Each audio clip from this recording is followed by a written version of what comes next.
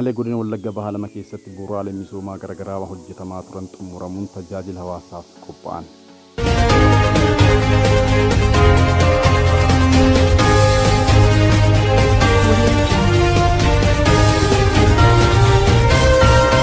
Aanaalee godina Wallagga Bahaa lama keessatti bu'uuraalee misoomaa garaagaraa 67 ta'an birrii miiliyoona 100 fi miiliyoona 76 oliin hojjetamaa turan xumuramuun eebbifamaniiru.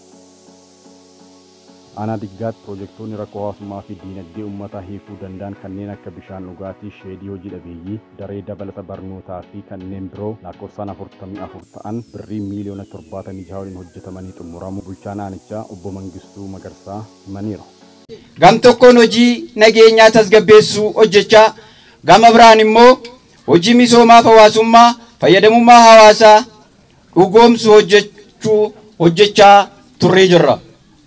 Akka waliigalaatti piroojeektiiwwan bara kana gama mootummaa fi miti mootummaatiin baay'inaan 44 waliigala qarshii miiliyoona 76.1 ijaaruun danda'amee jira.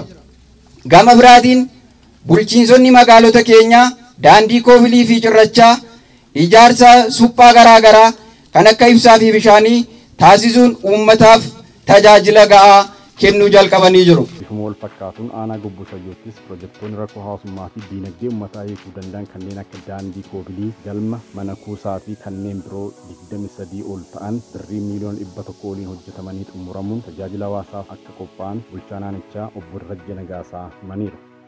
Bara 2015 bulan piroojeektii 2 kan qabnu yeroo ta'u isaanis tilmaama birrii miiliyoona 23,560 fi 404 Projekti haaraan miliyoona 18 baay'inaan 9 yoo ta'an miliyoona 18,864 fi 230 Projekti miti mootummaa gara miliyoona 80 akka waliigalaatti projektii birrii miliyoona 131 kan tilmaaman akka aanaa keenyaatti guyyaa irraa eebbaaf qaqqabanii jiru. Jiraattonni aanaalee kanneen yaada kennaniin yeroo dheeraadhaaf dhabiinsa bu'uuraalee misoomaa kanneeniitiin rakkoo hawaasummaa fi diinagdee garaagaraatiif saaxilamaa turuu ibsuun yeroo ammaa kana mootummaan rakkoo qaban hubachuun gaaffii isaaniif deebii kennuu isaatiin gammadoo ta'uu himuun bu'uuraalee misoomaa kanneeniif kunuunsa barbaachisu ni taasifnaa jedhaniiru.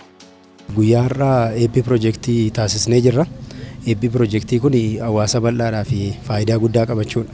Piroojeektiin bara kana hojjetame piroojeektii bal'aadha. Miti mootummaa fi mootummaadhaan piroojeektii bal'aatu hojjetame jechuudha.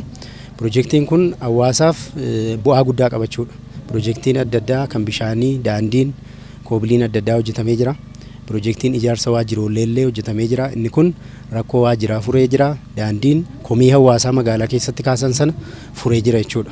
Hawaasi kunuunfachuu sirriitti hojii hojjetame kana, daandii koobilii hojjetame kana, mana ijaarame kana, piroojeektii adda addaa kan bishaanis kan hojjetame kana, ijaarsi vermi kompoostii ganda baadiyyaatti hojjetamee jira.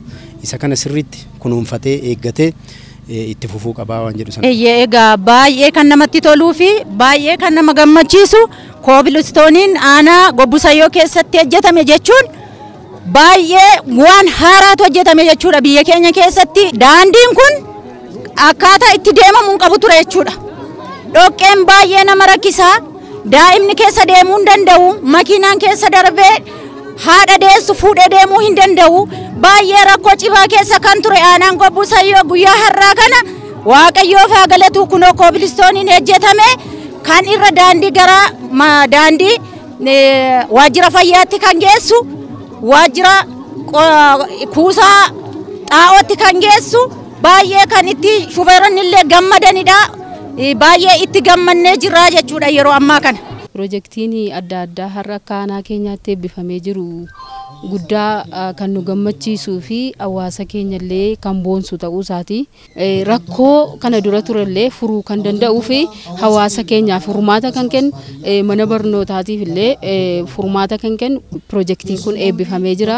Akka aanaa keenyaatti, akka naannoo keenyaatti, akka godina keenyaatti waan boonsaa fi nama gammachiisu ta'uu isaa itti gammannee jirra. Kana kunuunsuuf, eeggachuuf, tikfachuun hawaasi keenya bal'inaan kana gochuu keessatti waan isarraa eegamuun bira dhaabbatee eeggachuuf tuksachuu keessatti gahee isaa karaa guutuu ta'e kan baatu ta'a jechuudha. Dhiphina dareetu jira ture rakkoowwan garaagaraa kan jiran yommuu ta'ani keessumattiyyuu dhimma hanqina dareerraan kan ka'e barattoonni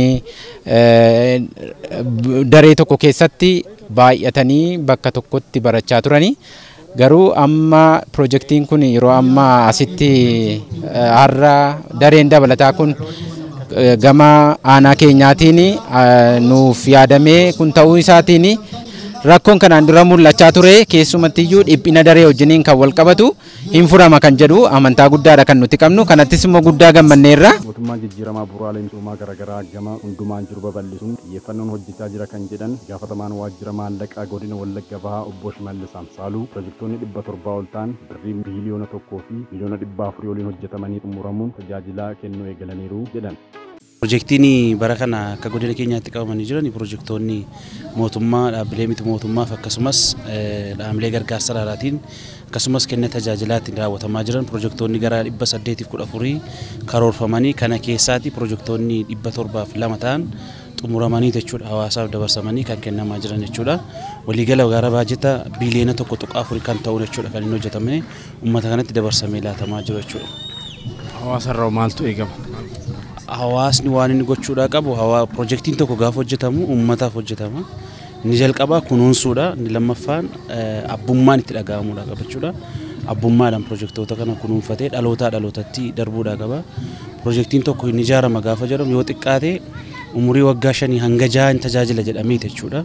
Sadarkaadha waan ta'eef projektoota kana sirriitti kunuunfachuu, eeggachuu, biqilaa keessa dhaabuu fi darbees hawwataa ta'e dhalootaa dhalootatti akka inni darbu raawwachuudhaaf hawaasarraa kanatti eegamadheen yaada. Mootummaan bara kana gama tokkoon olaantummaa seeraa mirkaneessuun nageenya tasgabbeessuun gama biraatiin immoo bu'uuraalee misoomaa garaagaraa babal'isuuf xiyyeeffannoon hojjechaa jira kan jedhan immoo ittaanaa bulchaan godina Wallagga Bahaa obbo Gammadaa Tafarraa hojii kana keessatti hirmaannaan hawaasaa daran olaanaa akka ture eeraniiru.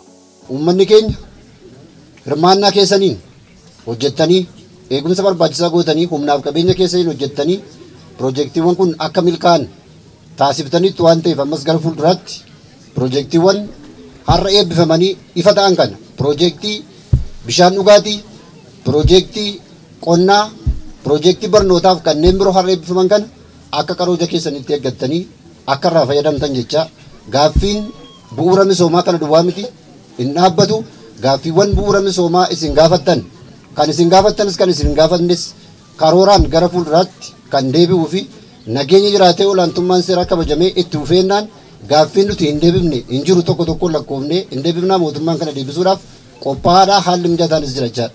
Kanaaf kan isinirraa eegamu nageenya keessan qaamolee nageenya. Warra kontiraata fudhatan hundaan saamichi adda addaa ture isa kana sirreessuudhaan piroojeektiin saatii jedhame keessatti yeroo jedhame keessatti baasii dabalataa osoo hin gaafatiin akka xumuramuu kallattii paartiin keenya qabatee jiru keessaa isa tokkodha jechuudha. Kanaan wal qabsiifame akka godina Wallagga Bahaatti rakkoo nageenyaa giddugaleessa godhatame bara kana piroojeektii 102 aanota 18 qabnu bakka adda addaa keessatti bara kana xumursiisuu yaalleera.